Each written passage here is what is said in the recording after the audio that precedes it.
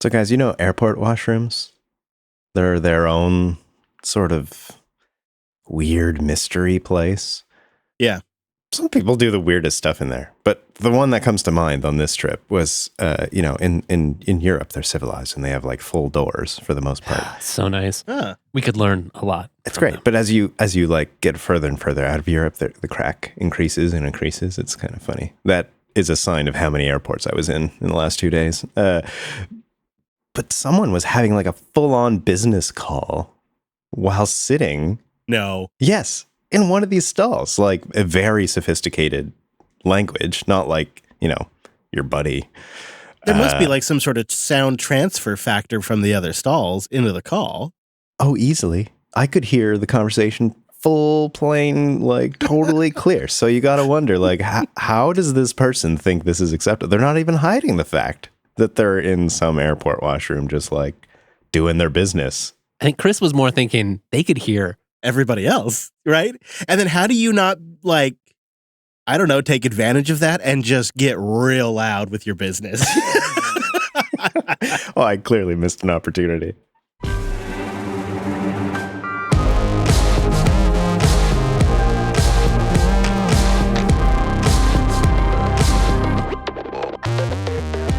Hello, friends, and welcome back to your weekly Linux talk show. My name is Chris. My name is Wes. And my name is Brent. Hello, boys. Well, coming up on the show today, Wes is going to blow us away with his new second brain. There's a good chance this note system is better than yours and definitely mine. Plus, we've been trying out a, quote, 100% private chat that you can self-host. It bills itself as the first messaging platform that has no user identifiers of any kind. 100% private by design. We'll tell you about it, and then we'll round out the show with some great boosts, some picks, and more. So before we get into all of that, let's say good morning to our friends over at Tailscale. Tailscale is a mesh VPN protected by WireGuard. We love it. It'll change your game. It creates a flat network of all your machines. It's like your own little internet paradise. Go say good morning and try it out for 20 devices for free at tailscale.com. And if you get a chance, let them know the Unplugged program sent you somehow. Let them know. Tailscale.com. Before we go any further, let's say time-appropriate greetings to our virtual lug.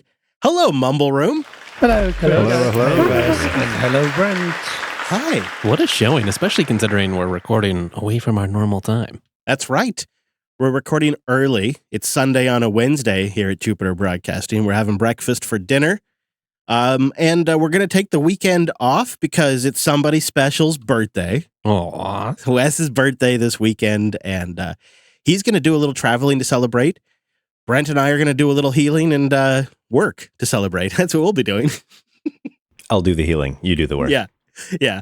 I got an RV to get ready for your family trip, so there's going to be plenty of things to do this weekend. But happy birthday, Wes. Thank you. We're glad you can take the day off. Yeah, me too. And thanks for doing all this hard work right now so I can do it. Hard work? Are you kidding?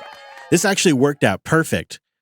This is one of those weeks where we have been using these apps behind the scenes just to, get some time with them for weeks anyway. So we were ready to talk about this at any point. So this worked out just fine. Plus, Brent, you just got stateside again. You're now hunkered down at Alex's house. Doing all right? Well, I travel the whole way home. I'm just going to make a pit stop here in my, second or third home of Raleigh. Right. Of course, I want you to make another pit stop at the end of April because we have a meetup in Olympia, Washington at the end of April, meetup.com/Jupiter Broadcasting. But before Brent even gets out of Raleigh, they have a meetup coming. That's right. 2 meetups in the month of April. Saturday, April 8th in Raleigh, there's a pizza party going on. And then Saturday, April 29th in Olympia, Washington, we're doing a Linux spring meetup in the capital of Washington State. Meetup.com/Jupiter Broadcasting for details on that. So I hope you can make it to both, but I understand, Brent, if you got to go home and feed cats or something, I get it. Well, I'll go there, feed cats, go to the meetup, come back. That's my normal lifestyle, right? Come on down. We'll do a little more car work. Well, my car will need work. It's been sitting at a hotel for a month now. Oh, man. Yeah, all right. I'm down. Yeah, I'm looking forward to it. Also, I should probably mention Linux Fest Northwest has their call for speakers open. We'll put a link in the notes for that. It's running until June 4th. So if you're interested in being a speaker at Linux Fest Northwest, which I think is the best fest in the country, we'll have a link and you should go submit your talk. I wonder if we should probably think about some talks. We sure should. Oh, yeah, we should. I'd love to see a podcasting 2.0 talk there too to help people wrap their noodles around what's going on there, because there's a lot of overlap between the open source community and podcasting 2.0. So we'll have that link, and of course a whole other range. I think so. We should get some Ansible stuff in there if people want to talk Ansible. That'd be a lot of fun. Yeah, maybe we could get Alex to do a talk on that. I haven't mentioned that to him, but you're just bringing it up here on the show instead of, okay. Well, if we had like enough JB talks, we could probably have a JB room again like we did a couple of years ago. That sounds fun. Where we always have a talk going from a JB host. Well, I think I'd like to hear two things from the audience. One is, what do you want to hear us talk about if you're attending? That's an easy way for us to fill in the gaps. But two is, who else, like anybody, would you love to see there? And maybe we can try to convince them. Like, I'm charming, right? I can invite them and see if I can do something. We'll stick Brent on him. Ambassador Brent. Once he starts feeding them brunch, they can't say no. That's how that works. Shh, don't reveal his secrets. That's how he does it. He gets in, and then before you know it, he's living at your place, and you're okay with it. You're full, you're happy, and somehow Brent's there. Yep. Right? You saw it happen in Berlin. He'll do it to Alex all over again. Eventually, he has to move on, though. He does have cats at home. So one of the ways that Wes never forgets about his pups at home is he has great notes. Everybody always says that about Wes. That Wes Payne, he has the best notes.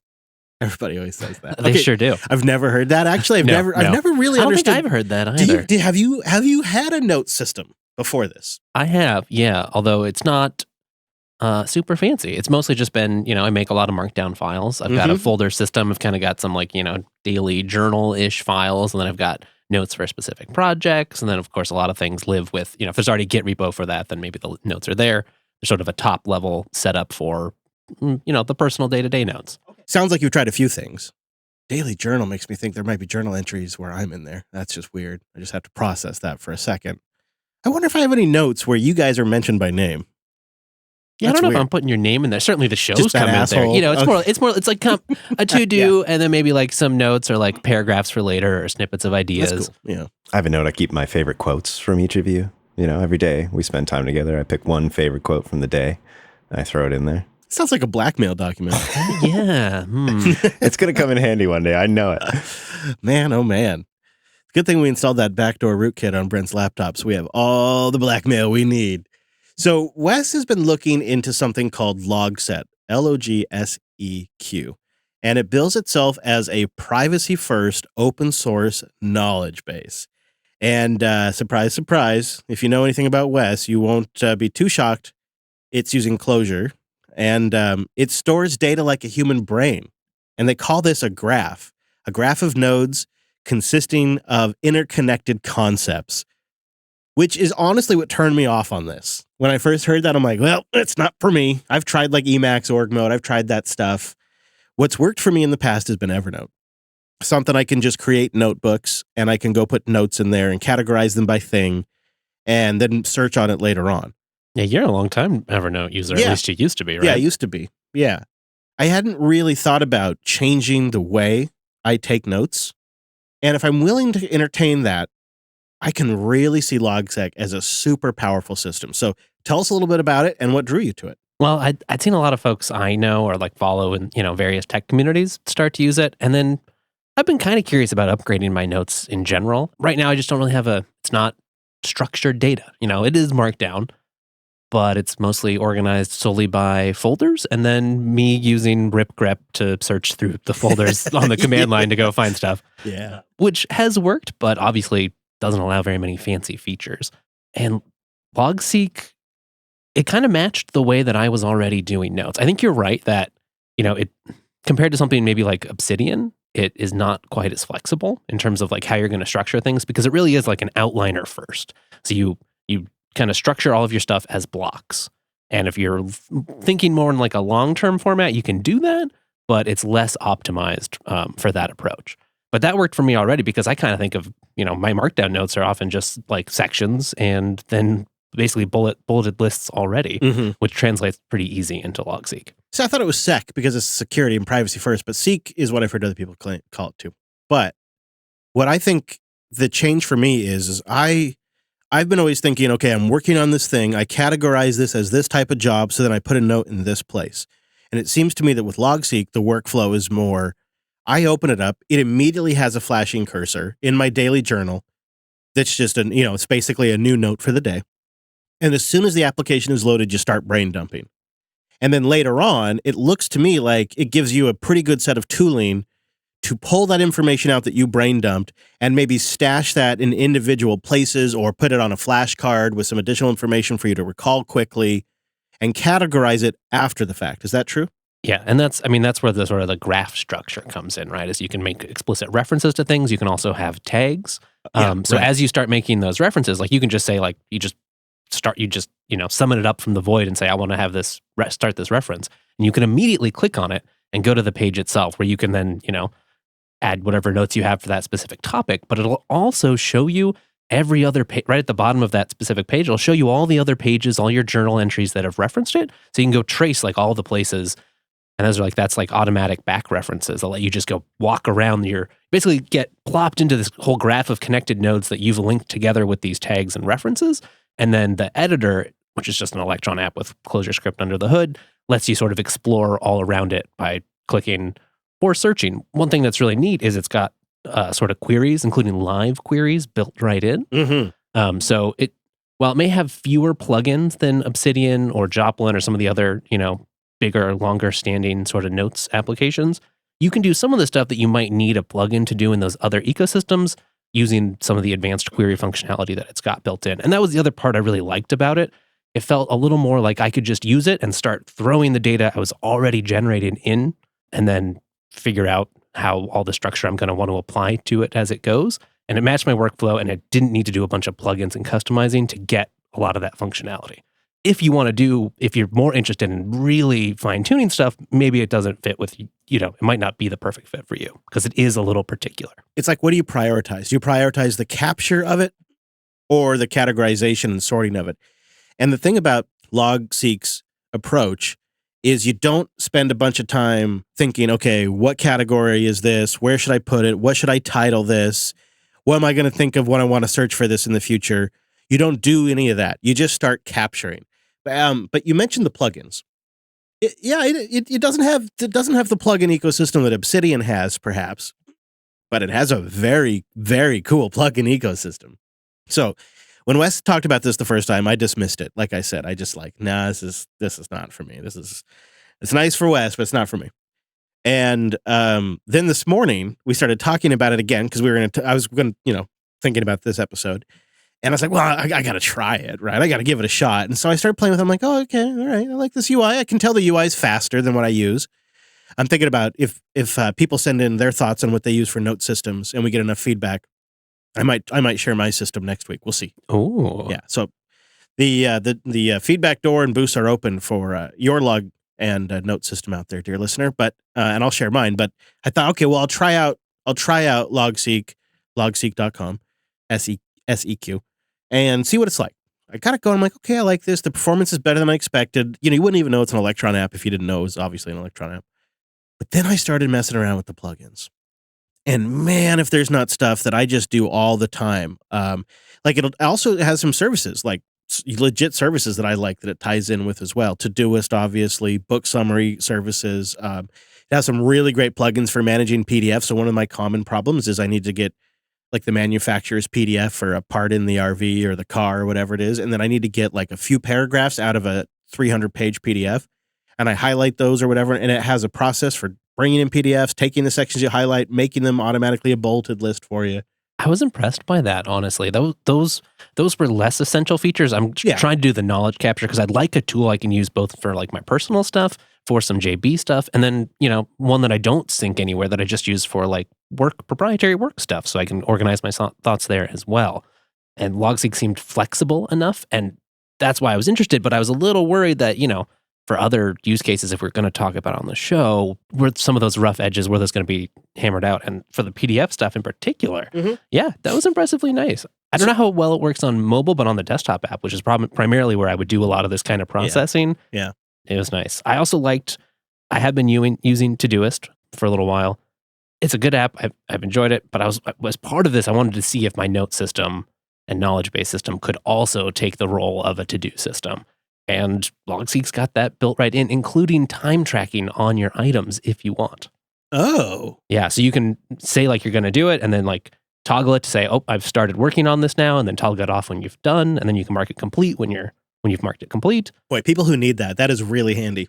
It's also kind of neat because you can make various like pages for to-dos, and then you can just add to-dos on your various journals as you go. But if you've referenced them, you can still go pull all those up in one place or write a query to go find them and stick them on a page for you. No wonder why you like it so much. That is particularly nice. And then on the back end, it's surprisingly simple. It's a directory with markdown files. Yeah, that's it. I mean, it's both an open source app itself, which I like. And then, yeah, it's following this trend of having open data on the back end. You're not locked into some proprietary format. It doesn't live on the cloud. That does mean, like a lot of these things, you kind of have to figure out how you want to manage that. It's not synced around for you by default. Yeah, you got to bring your own sync. But for me, that's another thing Nextcloud can do for me. Nextcloud, sync thing. There's also a popular sort of doc and workflow setup that someone's described if you wanted to use Git to do that. It's a little more manual, especially on mobile, but it might work for some folks who don't want to rely on something more active or use Git already. Yeah. And they do now have their own encrypted back-end sync if you want to pay for that.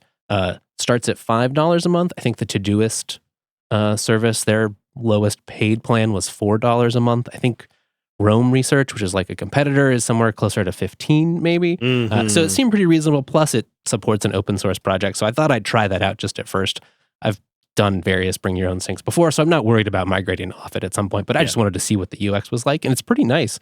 Every graph that you initialize to be remotely synced gets its own password. It's encrypted on the client before it's synced up. I think it's definitely still new. It was in closed beta for a little while, just for people who supported it at a higher level. But now it's been rolled out for anyone that supports a $5 or more. I think the mobile side especially is getting a little more work. It has been working, but it's not quite as snappy. I notice if I make a change on the desktop, it shows up on the mobile side pretty much instantly. But the reverse flow is taking a little bit longer. Okay. I'll keep that in mind. I've been literally trying it since just this morning. They do make an app image available, so it's pretty quick to just get up and get going. And I think it's available for like every major desktop OS. Yeah. Packaged in Nix. There's a Flatpak as well. They do have mobile apps. The iOS one is in the App Store. The Android one is not in a store yet, so you just got to go download the APK, but that's a GitHub, just on their GitHub under their releases. So if you're comfortable sideloading, that's what I've been doing. I'm definitely going to keep using it until our next episode and see if I want to eject my current note system, but I can tell I'm already strongly inclined. What really clicked for me when I was willing to kind of redo the way I capture notes today. And I thought, what I wanted from a notes app, I thought maybe I would never quite get there. And yet this seems to be promising it too, because something we haven't talked about, but I'm wondering if you'll use it, is the ability to recall bits of information via flashcards seems particularly useful, because what I have found with my notes over the years is I often need a specific bit of information. Like this particular thing runs at this voltage and uses this gauge wiring and uses this type of DC connector or something like that. Just like those 3 or 4 bits of details. And I don't need the entire pump manual, right? I was just telling Wes before we started the show that we just installed a new water pump last night. And I didn't need, we're sitting here going through pages on the manual trying to make sure that, we're not going to overdo anything. I just need that bit of information, those 3 lines of information. Have you used the flashcard functionality with this yet? No, but I'm looking forward to play with that, especially I think for maybe some of the little snippets for programming stuff during day job activities or little scripts or, doing audio work, say. Mm-hmm. That seems particularly nice. And I think that's one area where Logseek having a structured outline block-based sort of approach by default makes it really easy, because you can just reference blocks. You can say, easily mark that, hey, make this block a card, even though it's embedded in a larger, page full of stuff, which might be docs on the whole water heater. You can get that little bit here at the top that just says oh, here's how you get service. Here's the operating temperature, whatever the little bits of details that you might need to have. Wes, I'm curious, compared to your previous note-taking systems, is there anything that stands out for you, at least in early days here, that is a downside or a disadvantage that you're noticing? Well, there's just a little more, setup, and I'm now, I wouldn't have to. You could still edit it directly yourself if you wanted to, because it is just Markdown. But I am, opening up an Electron app, yet another Electron app to start taking my notes. Where before it was often just File. just a text file pop Yeah. up like NeoVim or something on the command line, dump in what I'm thinking about right there, and go back to my business.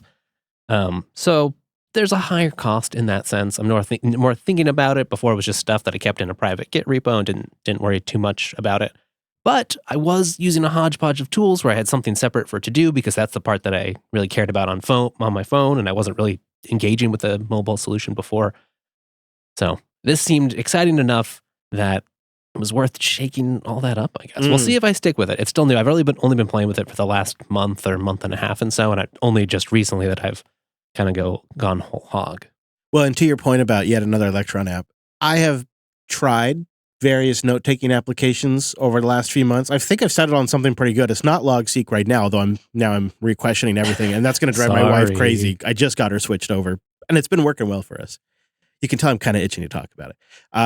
But the thing that I realized is the apps that I have used that are native applications or whatever they are they're all slower than LogSeq. LogSeq has a faster, snappier UI. It might be Electron, but it performs better than what I've been using. So I don't know. It just depends on what is your metric, really. They do have a Trello board you can check out if you want to see their roadmap. I do see some items on there where it seems like even improving performance further is something that they're looking at. I also saw, I don't know how close it is when we can expect it, but real-time collaboration might be something that they're looking at in the future. That would be pretty neat. That would be. Mm-hmm. They just nice. launched whiteboards like within the past couple weeks or so. I've only dabbled a little bit, but being able to sketch things out and then maybe export them to PDF or something could be really handy for making infrastructure diagrams or similar sort of documentation. So a couple of the plugins that I've been playing around with, one is export notes to PDF. The other is import highlights of a PDF into your note. I think that's going to be pretty great. Another is a view that displays all your notes on a calendar view. Oh, that's fun. Yeah. And there's another one. There's a few others in there, like to create note tabs and do other stuff. There's of course, a ChatGPT plugin. So you can invoke ChatGPT. Why not, right? And yeah, I guess. But I didn't install that plugin yet. But and then the other plugin I installed just recently is Focus Mode, just so I can have it on a monitor just to take notes. And just that screen is my note screen.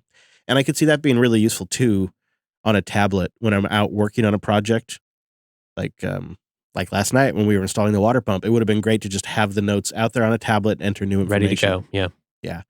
And then, syncing it all with Nextcloud makes it easy peasy, and it should make it easy to also share I guess we would call it my graph, would be the LogSeq term, my graph with the wife over, I would think, file sharing through Nextcloud. Yeah, I'll be curious to hear how that goes.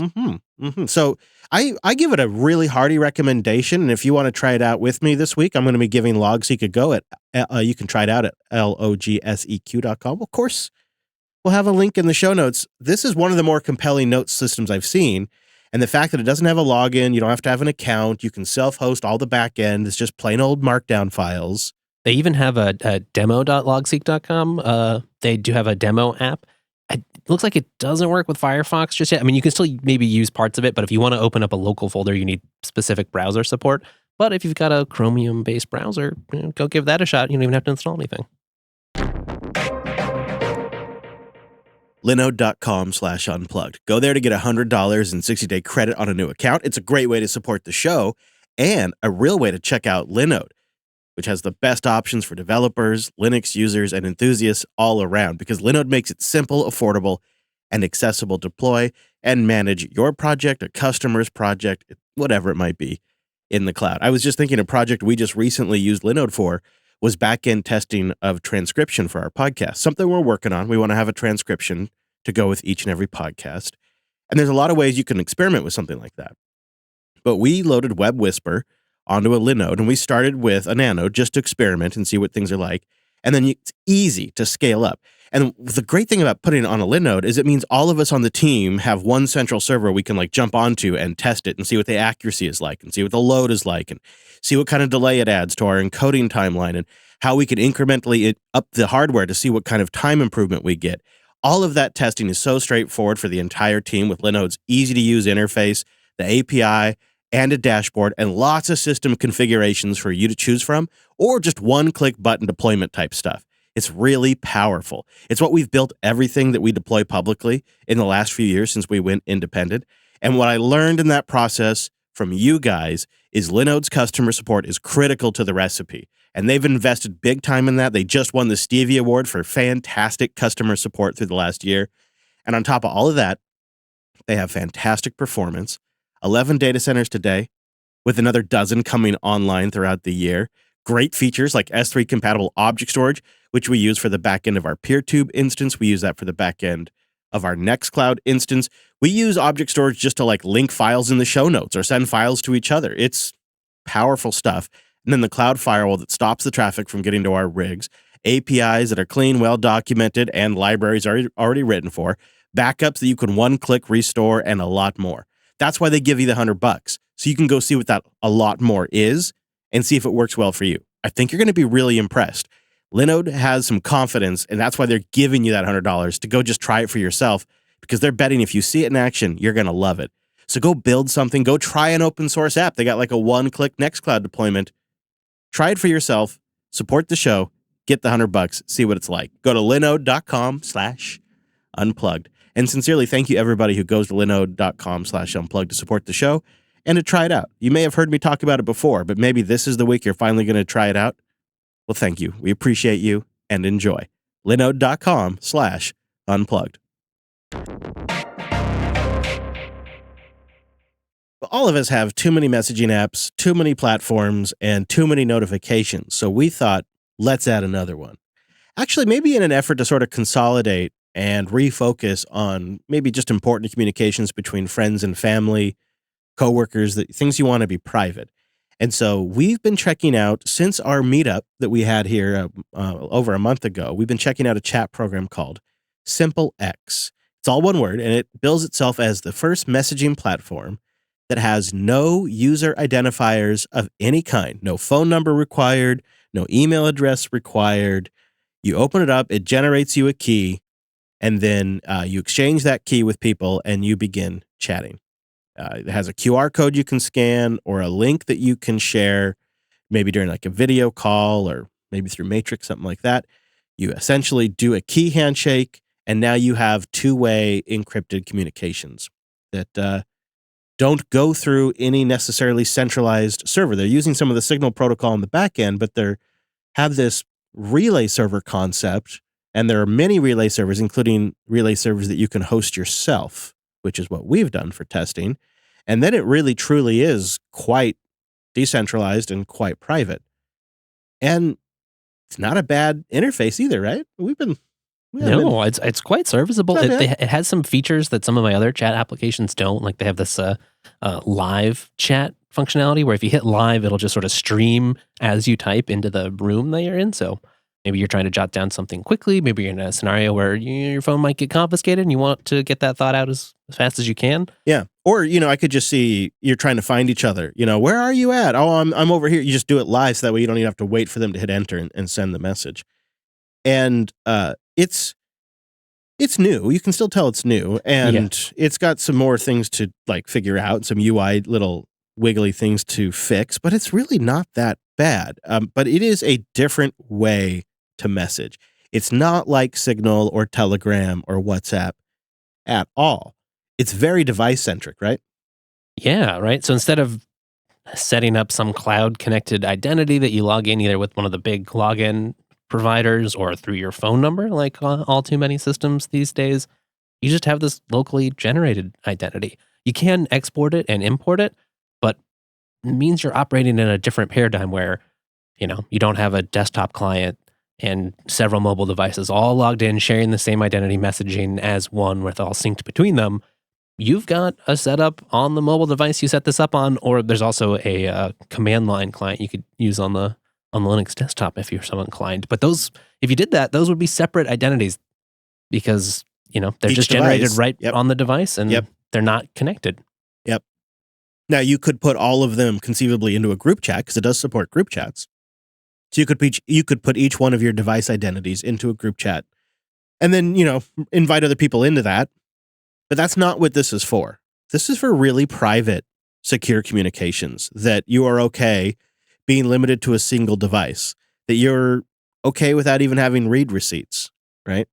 It's not for casual messaging. I think that's kind of what has made it so fun to play with. It's almost like an experiment in seeing how good of a UX is close to a sort of traditional chat experience you can get while having really high and rigorous security and privacy goals. You do lose some things, of course, right? There's the security convenience compromise that we're always talking about. But honestly, besides the adapting to a new world of the device tethered identity, it's been quite pleasant. And I don't think it's really, we've been using it even while Brent's been international. It's been working pretty darn well. We can confirm we have internationally tested. That's the main reason for the trip, right? Wasn't it? Right. Just to try that out. So there's no central server. Messages are end-to-end encrypted. They are held temporarily on relays if your device is offline. They will be held temporarily on a relay until your device comes back online, or potentially until that relay reboots. That depends on your relay config. But could you talk a little bit about setting that up and how these relay servers work? Yeah, it's pretty neat. By default, it comes with some relays that they are running, which is nice for onboarding and getting things done. And of course, everything's encrypted anyway, so in theory, you should be fine running them. But if you want to take things to the next step, you like to self-host everything anyway, it was actually quite easy to get going. They have a Docker image already provided. You can build it from scratch, or there's some push to the public repositories. It's a little Haskell application for you Haskell fans out there. And it operates a little bit like Redis, but it's its own sort of custom message queue system. And it basically, anyone who has the password can make new queues, and the messages get queued in there and then, pulled from the queues by the clients. Yeah. And then the SimpleX chat itself is a pretty standard chat application with a couple of fun features. It has disappearing messages. It has delete for everyone, which allows irreversible message deletion. And of course, it supports voice messages and video messages, and you can set up your own stun server for that if you like. And then Wes and I were playing around. We have a chat in here, just our direct chat, where we have it set where all the messages just automatically disappear after a week. They just auto prune. We say a lot of dumb stuff, and it'd be a shame for that to linger. Yeah, so why not, right? And it's just kind of common sense. And for me, where SimpleX really fits in is with my family. Like, why not have all of my conversations with my wife and kids completely protected? Why wouldn't I do this? And they don't have to have a phone number. And their device is fine. One device for them is fine. That's all they need. I mean, it sucks for a fancy boy with two phones, but you get used to it. And it's a way to kind of isolate and separate things out anyways. And you don't have to self-host if you don't want to, but I mean, it just adds that capability. You can still use other relay servers. Everything's encrypted. There's not a lot of information the relays get to pick up about you. There's not much metadata left behind, and these relays auto-clear. So... yeah, I was surprised. It really was because there's really not that much state to keep besides, if you want to have stuff sit around in case the client hasn't logged on recently to collect their messages. It meant simple one container setup and away you go. Yeah. You do, as you say, you will have to manually add every contact that you want to talk to, but there's something kind of refreshing about that in our super connected, federated online identity world. It doesn't, you're right, it doesn't scale for everything. It really is for people you actually know, or trusted contacts that you're going to have regular communications with. But there's something about, and you could do it, right? You could actually handshake over another chat platform. Like that's what we did with Brent. Yeah, that is fine, right? And it works, and we tested that. We verified that works with Brent. Everyone else in here, though, I have handshaked in person. Like, I've scanned their QR code, they've scanned mine, we've verified in person. And so every other one of these contacts is like, that's rock solid, right? That's really something. And you don't have to do it that way, but for a family or a small team, you totally could. And you're not reliant on any servers to stay online except for your own. Well, and I also like it, as you said, so many of these platforms these days, there's several different ones, between Slack and Telegram and various Matrix as well, that you start using at one point and you have a certain set of contacts, but because they are all interconnected, it just sort of expands. I have people can find you, and you get notifications about other folks, like on Telegram, where suddenly contacts you haven't spoken to for years. You're like, oh, they're on Telegram now. Great. Yeah. So something that feels just a little more like a walled garden, something you control and prune carefully. Totally private. Mm-hmm. Nobody knows I'm there unless I want them to. And nobody can talk to me unless we do that handshake. It makes me think that if I were to just come online today, or if I were to become a podcaster today, I think the perfect tech stack would be Matrix for team chat and community chat, real-time chatting, Discourse for persistent communications, Boost for feedback, and SimpleX for direct communications to individuals and maybe small team chats of a few people, like when we're at an event or something like that. Mm-hmm. And that would be it would be so clean, and it would be secure and decentralized, and powerful. So there is a few trade-offs with SimpleX that I think we should cover. Also, I think just to make it clear, because when you start talking about decentralized and keys for identities, you start to wonder, is there like some sort of crypto crap in here? There's no crypto crap. There's no cryptocurrency. There's no token or anything to that regard. It's just using good old classic cryptography. It's new. People will be talking about it more one day. But okay, trade-offs. You touched on it. I think number one with a bullet, no desktop client except for the command line. That's cool, but that's a huge one for me. Especially as a lot of my family, significant others, etc. Like those kinds of people are often on an app that does let me have a desktop app, and therefore, if we're having more serious conversations, I've got a full keyboard to type on. I'm a little used to that. Yeah, and even if you did fire up the command line client and use it on your desktop, it'd be a different identity. So it's just something to consider, right? For some people, that's fine. No shared identity between devices, though. So it is tied to your device. Yeah, in a way. So here I am with a Pixel 7 running Giraffing. Sorry, don't want to embarrass myself. Giraffing OS. Get it right. With SimpleX. This feels like the ultimate private stack.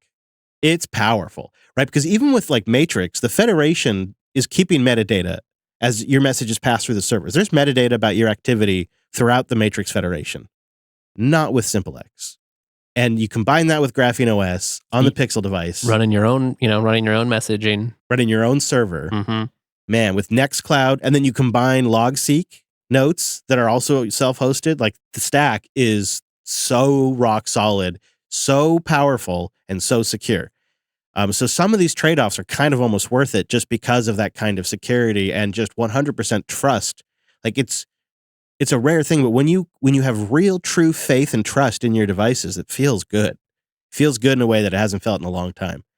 And of course, because it is a new app, I think you guys would probably both agree there's some UX stuff that still needs to be worked out. It's pretty good. Yeah, surprisingly good, but yeah, not anywhere quite close to some of the more established players, but that's to be expected. In some ways, maybe refreshing, actually. Another trade-off that I found, especially while I was traveling, maybe just because I was relying on my phone a lot more, was the battery usage. Did you gentlemen run into this issue? Oh, right. No, but I do remember it was like your number one battery user. So it seems like some people are probably going to run into that. Yeah, what's kind of neat is that they offer some options for your notification service. And so I'm on a phone that doesn't have Google Play services. So it plays totally fine without that stuff, which is, I think, built in by default. I don't even think that's an option, actually, now I think of it. So it runs its own notification service, and it offers 3 options for the frequency at which it should, do its thing. So one of them is just always on. So it just kind of checks for messages constantly in real time. I think that's what most people would expect. And that's what I ran as a default. But it was using up like over 25% of my battery usage on my entire phone. So it was the number one thing, even though, I just have a conversation with you two gents and we talk quite a bit, but some days we didn't use it at all and it was still doing that kind of thing. So I had to click it down a notch to, just starts periodically, which is the next step, which is about, I think, every 10 or so minutes, it checks for new messages. And the third option is just whenever you open the app, it just checks for new messages. But that was a huge wake-up call for me. And a bit disappointing, but I understand it's doing a lot of work on the back end. But did you gentlemen run into that issue, or was it just me? So I'm not positive how I'm actually getting my notifications delivered. I do have it set to the most immediate frequency. So I'm not sure. But on my Pixel 7, when we've been using it, quite a bit today before the show, it is the last app on my list. That's Oh, great. yeah. Battery usage. Home Assistant Yeah. figures. Home Assistant, just kind of staying connected to my Home Assistant instance in the background, is using slightly more battery. My mobile network is using more. My CPU is using more. But Simplex is coming in, or SimpleX is coming in at 1% of my battery usage. That's in unrestricted mode with the notification set to immediate, and we've been using it today. So I set mine to, so they have in the settings, it's called notification service. You've got runs when app is open, starts periodically, and always on, which is what sounds like you're using. yeah. I went with starts periodically. Uh-huh. And it might have delayed some of my notifications, but really, That's fine. I didn't notice. Yeah, it wasn't more than like 10 minutes or anything. And most times it seemed like I was getting them sometimes before you were, at least in our group chat with Brent. Okay. All right, interesting. So I also put it on the wife's iPhone, because this is how she and I have been chatting. And the iPhone, interestingly enough, actually has a better battery usage screen now than Android, which is wild because Android's done that for years. But I went into her, show me your battery usage information screen in her phone, in her iPhone, and SimpleX didn't even register on the apps that are using battery. I'm sure they're using whatever the back-end iOS notification system is. But yeah, out of all of the apps on her phone, it didn't even register as one of the apps using battery. But I have to imagine, depending on your version of Android, depending on the way it's going to notify, and depending on the frequency you set SimpleX, you'll probably get somewhere between what Wes and I are seeing and what Brent's seeing. So that is something to be aware of. Probably depends on if you use some sort of hosted notification service or not, or what. I don't know. I wonder, I haven't tried this, but I wonder with the ability to self-host your own message broker, could this be something that you could use also for an internal LAN chat? If, you had a facility, you had some sort of, you want to be able to have secure communications, but over a private network. Yeah, I was thinking over Tailscale. Over Tailscale. Yeah, that is interesting. Totally. I'm going to keep using it.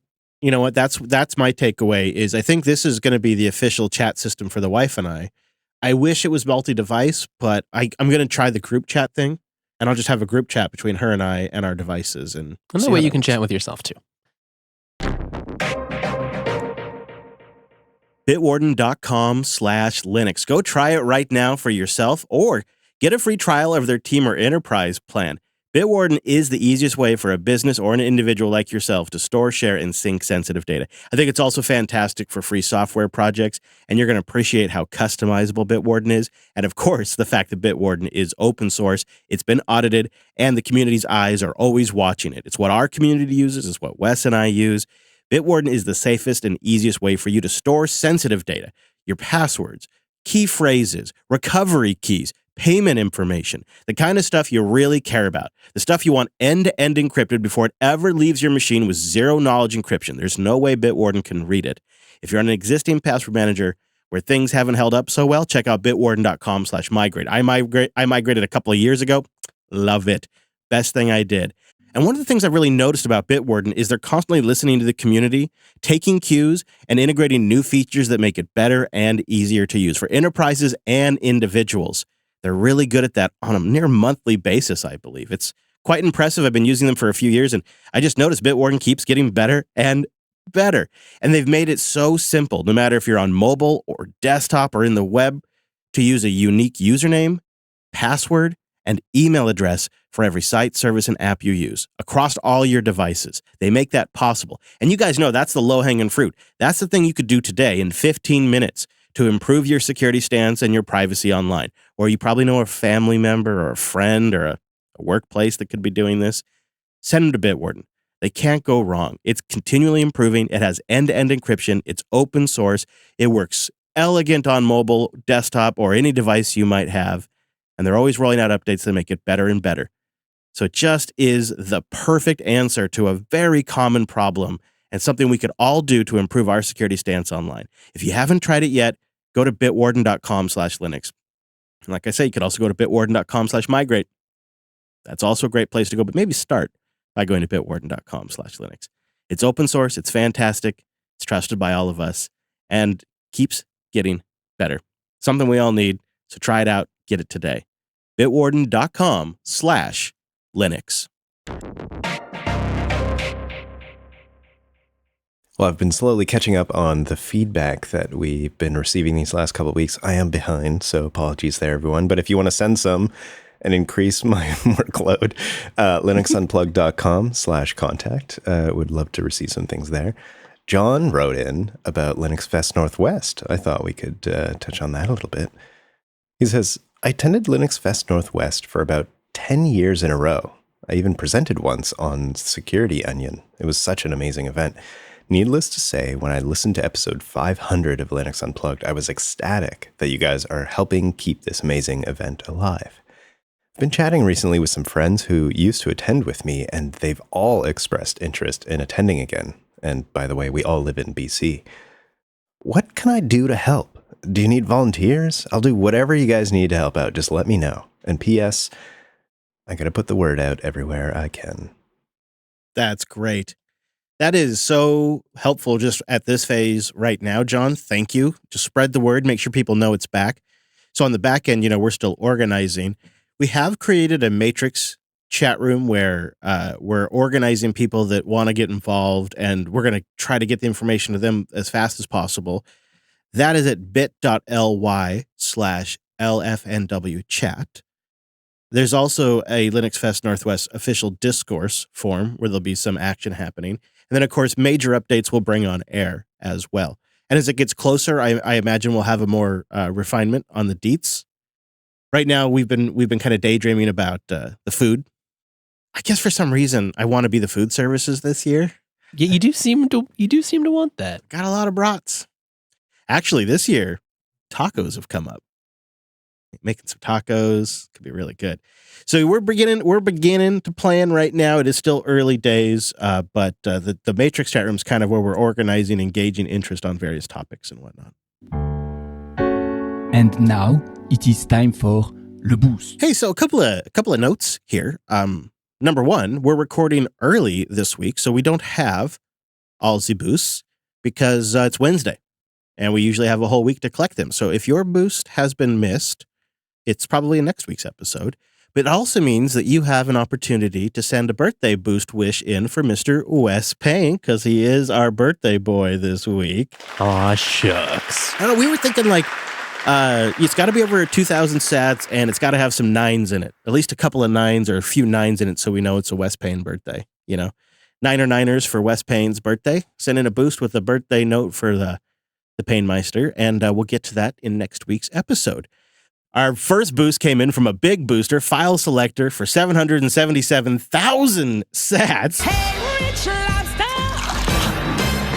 That number was so big, I almost couldn't get it out, but I got it out. Visibility boost, highest signal Linux show out there. Now, right there. This is a thing that I fully endorse. I'm noticing the emojis. Those are becoming like emojis to make the boost stand out.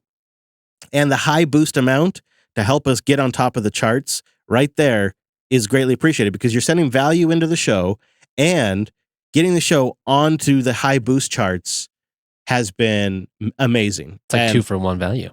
And now I've seen it happen to other podcasts too. When you get on those fountain charts, the discovery is real, and it is a significant way to contribute some serious momentum to the show and also contribute value.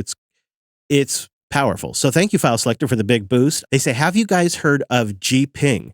It's a graphical ping tool that shows multiple host latency in a slick terminal UI. It's written in Rust. Oh, geez, of course it is. Well, all right, let's check this out. Now we gotta check it out.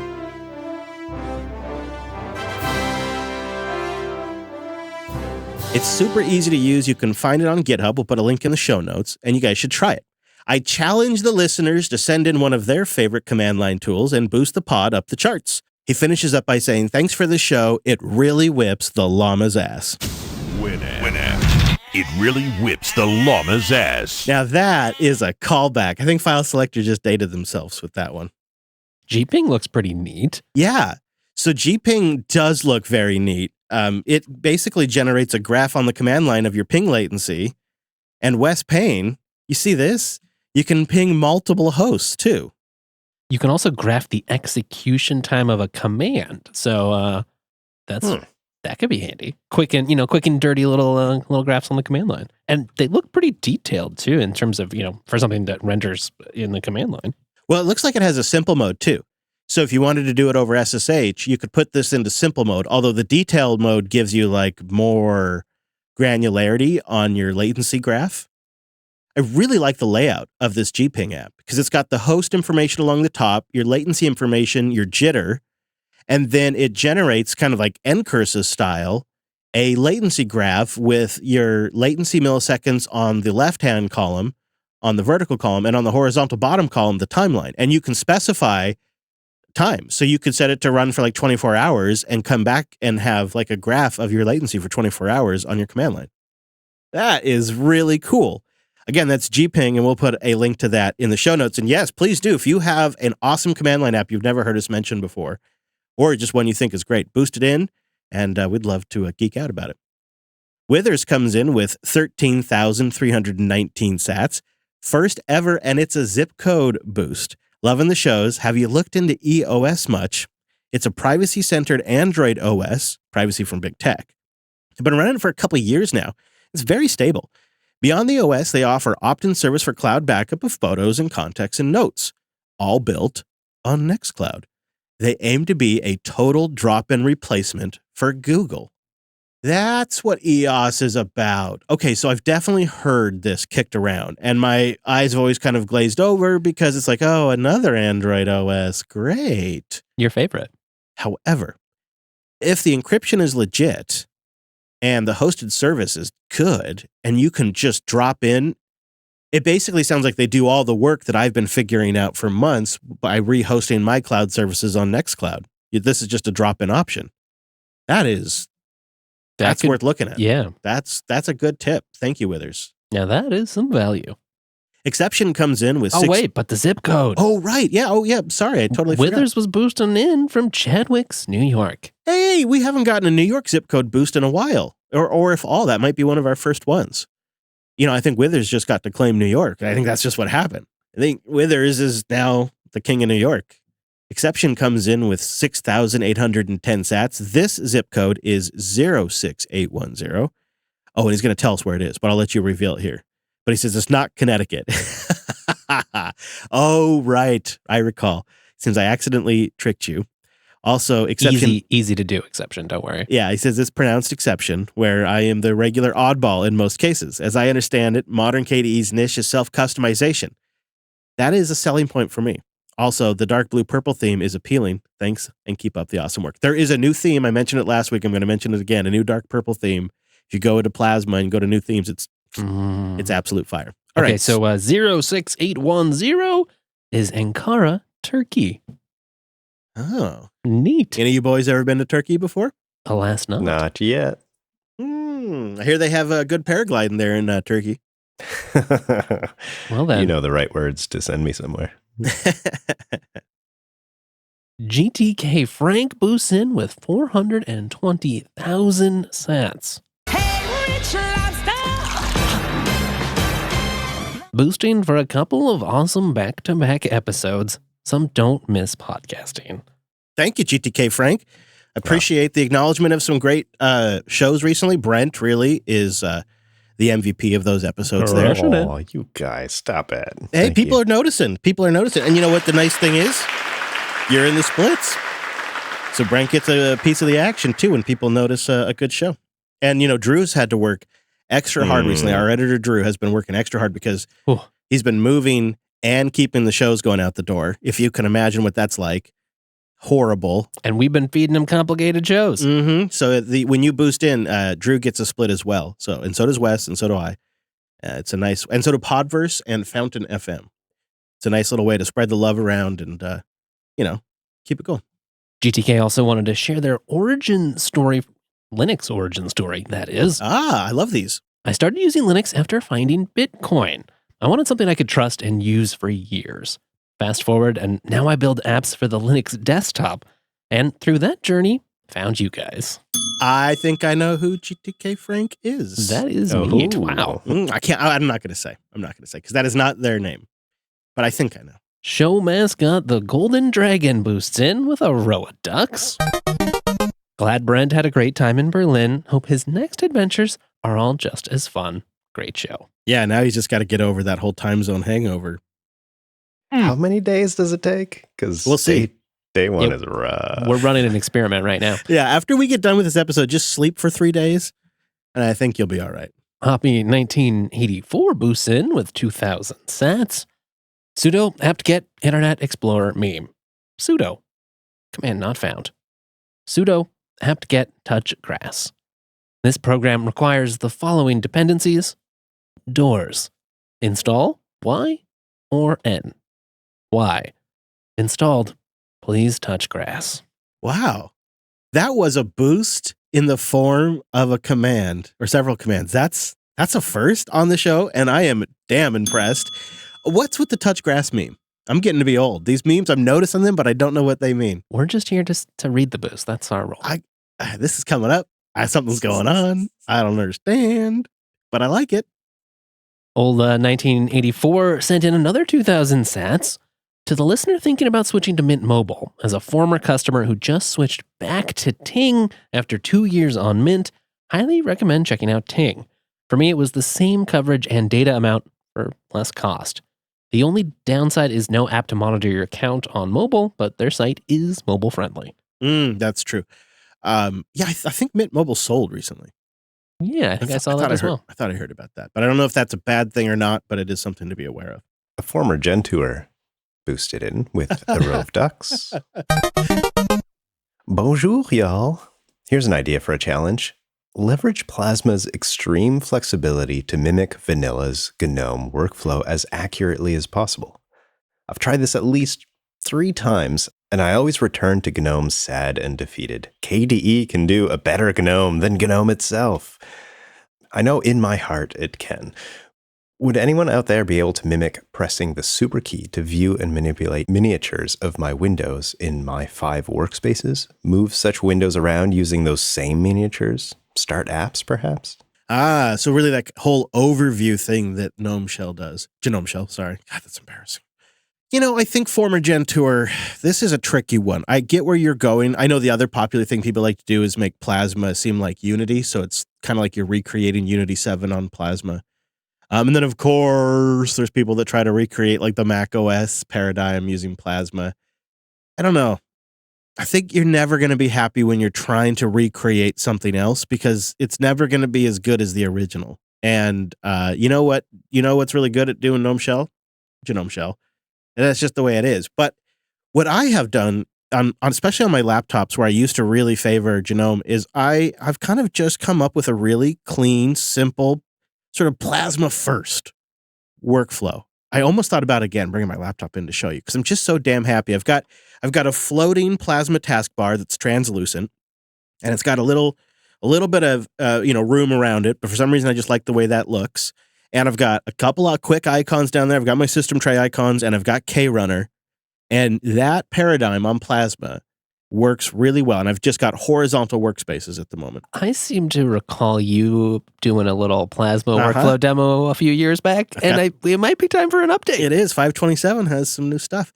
The only thing I wish I could ape from GNOME, and I know that there's people out there that you can do this with different Kwin scripts and patches, but inside my bones, I ache for the gesture swipe on the trackpad to switch desktops. Yes. Mm-hmm. Man, is that great in GNOME. The swipe, swipe, swipe. Oh, and when you're on a laptop and you just, nothing beats it. Nothing beats it. And I had it working for like 3 days in Plasma. Really? Yep. It was magic, Wes. It was the best of times. What happened?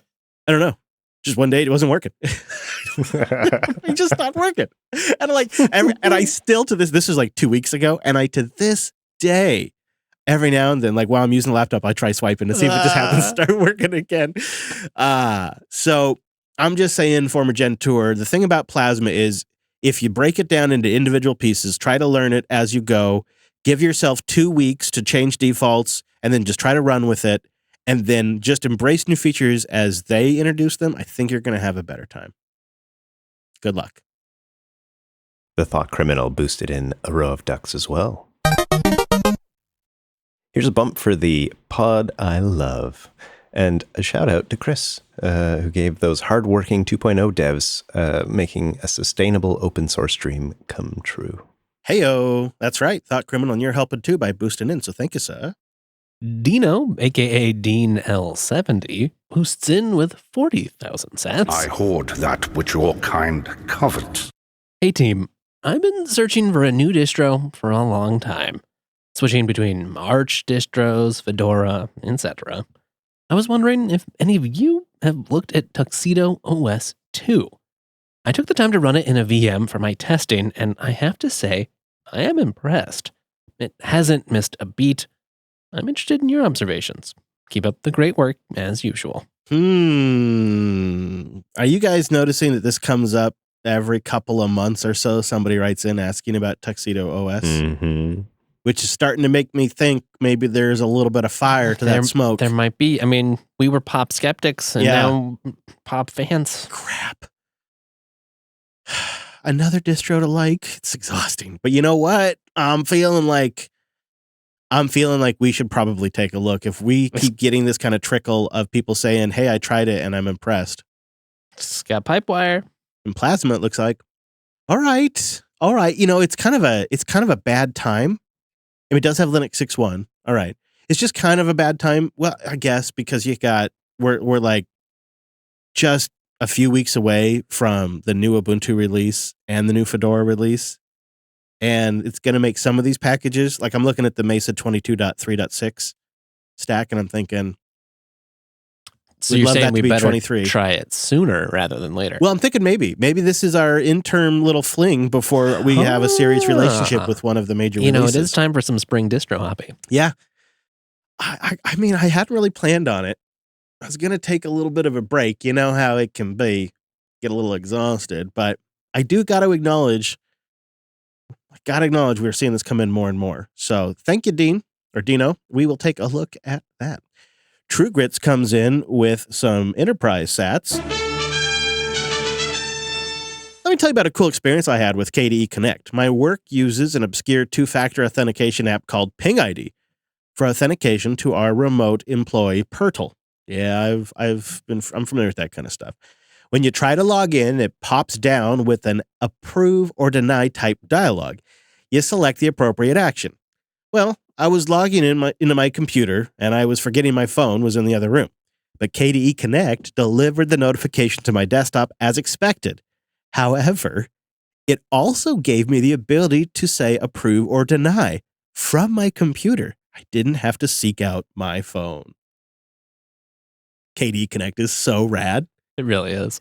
I remember I had been using Giraffing OS for months, and 2-3 months into it was like only more recently that I put KDE Connect on there. And it was when I was like thinking to myself, this is my opportunity to make this phone as integrated with Linux as the iPhone is integrated with Mac OS. And then I thought, how do I bridge that gap? And then like a light bulb, it goes off. You idiot. You know about KDE Connect. You've only talked about it 1,000 times.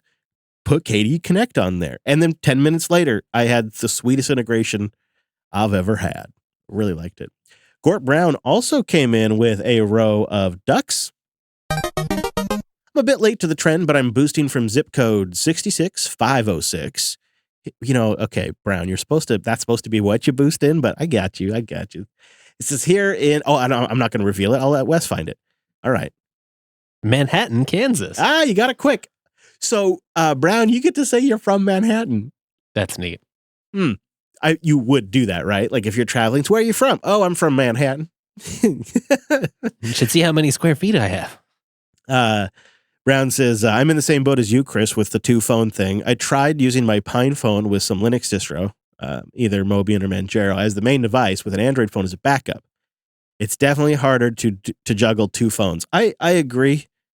I'm still experimenting on and off. The idea kind of being that like I put the Android phone down when I go home and I pick the iPhone up and I have it in a personal mode, which it does automatically based on location. And so it's always in personal mode when I'm at home. And then I spend the rest of my evening using the iPhone. So like what if I message you guys in the evening, I'm on that and I'm only getting messages from you guys and family. And then I can pop out of personal mode if I want to open up the floodgates, which seems like that's the way to go, right? You opt into the river. Mm-hmm.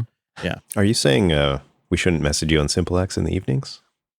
Oh, I guess I would miss that. Yeah, because yeah, you have to have my super secret device ID for that one. Oh, right.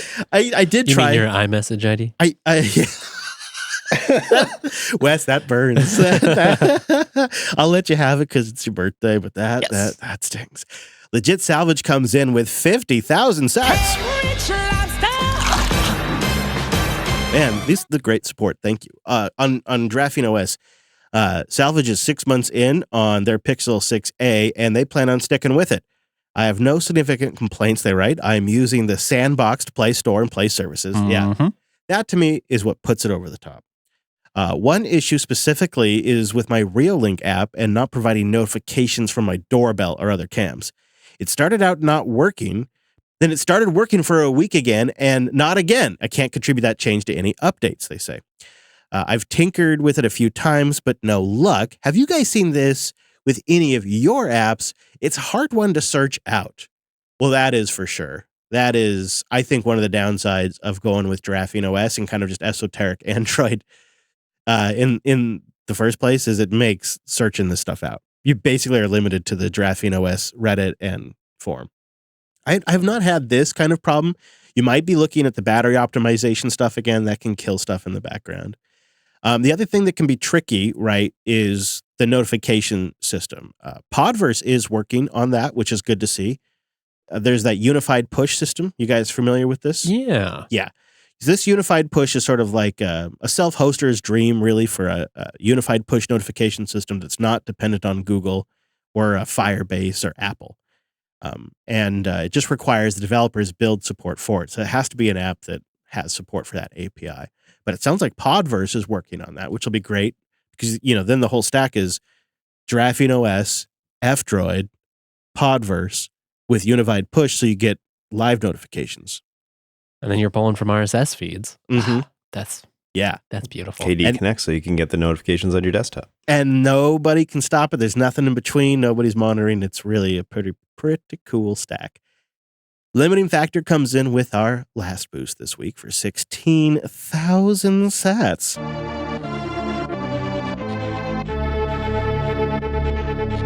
And this is the only one I saw on this topic. These are all kind of Graphene OS related, and this is our last one. Limiting Factor writes, I'd be interested in hearing about an iCloudless iPhone experience. I'm a lifelong Android Nexus /Pixel user and have no lock-in to the Apple ecosystem, but I'm considering switching to iOS. You're happy with your Pixel 7 now, but the hardware and software, it won't last. Eventually, you won't be able to make or receive phone calls in 3 to 2 years. Some other BS is going to force you to upgrade. I think you're probably right, Limiting Factor. That is my Android experience so far. I am hoping that's changing, but that has been so far the track record. They continue with, I want to get off that ride. I think I could be happy enough in a Googleless, iCloudless iPhone. Maybe. I'm having the same thoughts. And if anybody out there is running an iPhone iCloudless and it's possible, let us know. Because if I hear from people, I may be willing to give it a shot myself. It does seem kind of like the dream. I've got an old iPhone I could try it on. Yeah. Then I think you'd still get CarPlay too. I'd consider it. If you want to get a new podcast app and try out the podcasting 2.0 features, there's about almost 13,000 podcasts now that support all that, including Boost. Go to newpodcastapps.com and join the revolution. Or if you want to keep your damn podcast app, you totally can. Just get Albi. Get Albi.com, top it off with some sats. You can do that directly inside Albi if you like. And then head over to the podcast index. Several of the big boosts came in from the podcast index this week. And then you just go to their webpage and boost in there. We have a link in the notes, so you don't even have to think about it too much. It's real easy. Now, I'm thinking I didn't see a couple of these on the Fountain chart. So I think for the Fountain chart stuff to help people discover the show, you have to boost in using Fountain. I think that's still a thing. Even though we're sending them the boosts, I don't think it's actually represented in their charts. I don't think they have it wired up. And of course, we do appreciate people helping out discovering the show by those big boosts through Fountain. And of course, you can do the Niner boosts for Wes' birthday. It's got to be over 2,000 sats with more than a couple of nines in it and a birthday message for Wes, and we'll read that on next week's episode. Thank you, everybody. We appreciate the boosts. Now let's do a great pick before we get out of here. This is a sneaky second notes application. It's called Codex Docs, and I actually managed to pique your interest with this one, Wes. Yeah, you did. Partially because Codex is powered by Editor.js, which I wasn't really familiar with, but it's a free open source block style editor with universal JSON output, which seems like a very powerful building block and gets put to excellent use in Codex Docs because you just have all these blocks sort of built in that let you quickly and easily make a structured documentation page. Kind of like stuff you would do in Markdown, but with a handy dandy, more visual editor. Yep, and looks good on mobile as well, the project says. Of course, it makes human-readable, SEO-friendly output. And like Wes said, you can also output to JSON, which is pretty damn cool. Integrates with Yandex. And they say easy to deploy as well via Docker, if that's your style. Yeah, no database or other apps required. Yeah. Just get you going on a real quick group note system. We were looking at this with that JSON output. There's actually tooling we could use for that. So you never know. It might be something we end up in our workflow at some point. Maybe not necessarily for our notes and like our second brain type stuff, but maybe quite possibly for some production stuff that we need the output to be read by automation. You never know. It could be handy. There's a lot of cool tooling out there. So if there is a note system or workflow or application that's worked extremely well for you, please write in about it. If you'd like to hear my co-host Alex on Self-Hosted's take on Obsidian, which he's tried and put through the works, we did an episode on that recently over on the Self-Hosted podcast. Go find that at selfhosted.show and dig into there. And then write in and tell us your thoughts on all of it at linuxunplugged.com/contact, or of course you can send in a boost.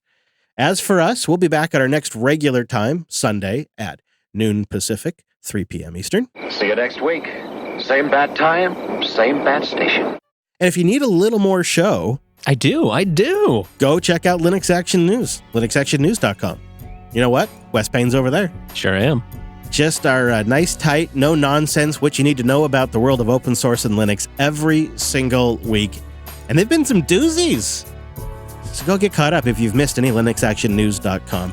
Links to what we talked about today will be at linuxunplugged.com/505. And don't forget our Matrix room's going all the time during our live shows as well. Details at jupiterbroadcasting.com/matrix. That's a lot of Earls, but I'll just end by saying thanks to our members. You guys make it possible, and we'll see you right back here next Sunday.